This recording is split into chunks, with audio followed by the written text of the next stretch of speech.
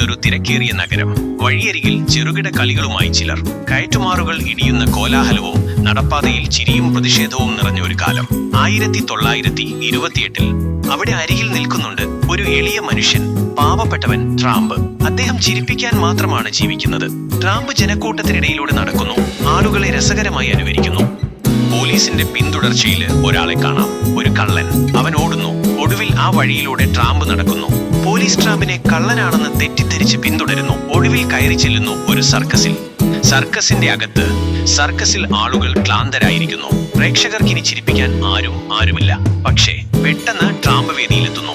അറിയാതെ ചെയ്യുന്ന രസകരമായ പ്രകടനങ്ങൾ വേദിയിൽ ജനക്കൂട്ടം പൊട്ടിച്ചിരിക്കുന്നു.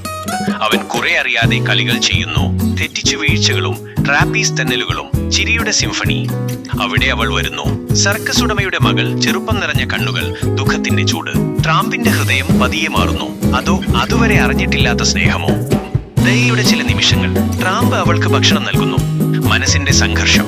അവളുടെ ഹൃദയം മറ്റൊരാളുടെ അടുത്താണ്, ഒരു കായിക വിദഗ്ധൻ, ട്രാപ്പീസ് ആർട്ടിസ്റ്റ്. ട്രാമ്പ് മനസ്സിലാക്കുന്നു, അവളെ സന്തോഷിപ്പിക്കാൻ താൻ പിന്മാറണം. സർക്കസ് പോവുന്നു പുതിയ നഗരത്തിലേക്ക്.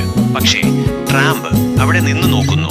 നഗരത്തിലെ ആ പഴയ പാവം മന്ദഹാസത്തോടെ നടക്കുന്നു. പുതിയ വഴിയിലേക്ക് ട്രാമ്പ് തനിച്ച് നടന്നു പോകുന്നു.